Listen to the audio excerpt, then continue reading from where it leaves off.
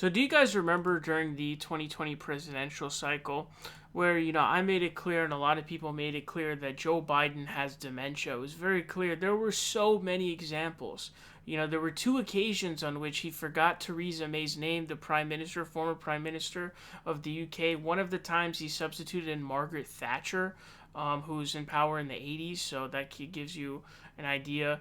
One time he said that he was vice president during the Parkland shooting. The Parkland shooting happened in 2018. He was no longer vice president.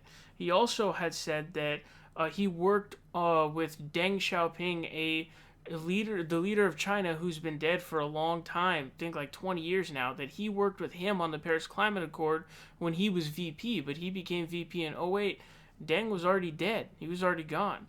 So there were so many examples of this, hallmark key examples of dementia, where you're inputting things of the past into the future. So saying Margaret Thatcher in place of Theresa May, that's surefire sign right there.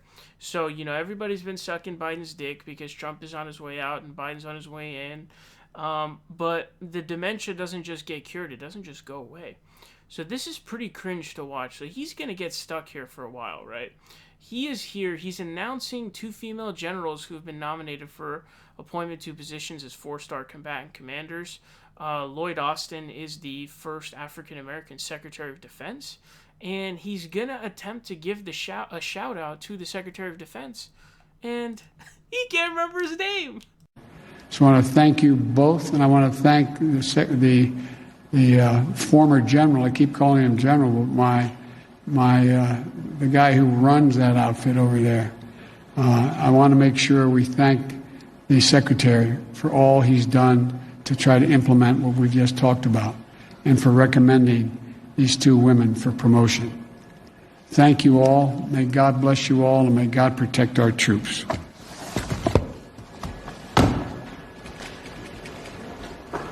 Thank you.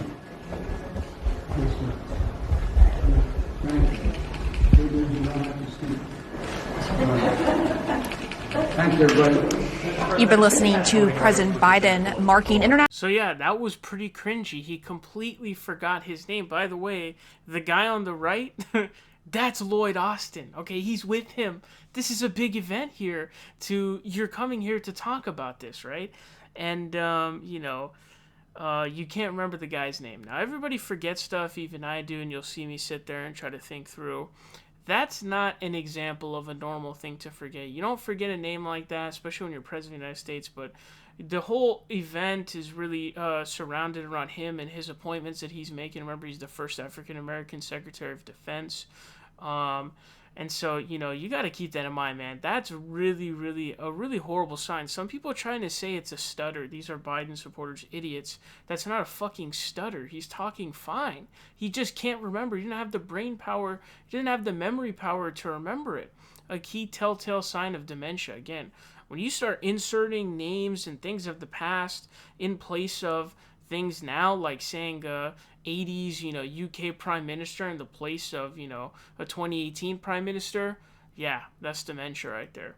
And you can see there, that's not a stutter. That's not even close to a stutter. That's just straight bullshit. But it's very concerning that the President of the United States has dementia, can't remember names. If he can't remember names, imagine what other cognitive issues he has. And so it always does beg the question, who's really running the show behind the scenes? We know Dick Cheney really ran the scenes behind the scenes with George W. Bush. So is Kamala Harris pulling the strings? Is it Joe Biden, the Surgeon General? Who is it? I'm not really sure. Is it like a collective group? I don't know. But I think Biden, moreover, is sort of just a puppet. I don't really know who's really pulling the strings here, but the guy can't even remember names. This is not the first time he's done this as president either. He did this previously as well, so it seems to be an ongoing trend. But this is very concerning, man. Just because he's president of the United States doesn't mean that the dementia that he clearly was exhibiting symptoms of just absolutely went away. It's very real, and it's really, really shocking and disappointing that the U.S. voters would vote for somebody who so clearly has dementia. Again, so many examples. I mean, if you were to provide all your evidence in a court case, you have a pretty damn good case. I mean, wow, it's like at least, a dozen or so, at least in the double digits, examples of him being quite clearly demented and having dementia. So definitely very concerning, man. Lloyd Austin's right there, and he doesn't remember his name. He's just stumbling for a while, can't remember. The brain has declined. Not only does the brain naturally die as you age, once you cross that 60-year mark, man, your brain starts to die, starts to literally degenerate, starts to rot. But this guy has had literal aneurysms to the point where he talked about how he may not have been the same. He got lucky. So, obviously, it's just pretty obvious what's going on here. But, yeah, it's pretty sad, man.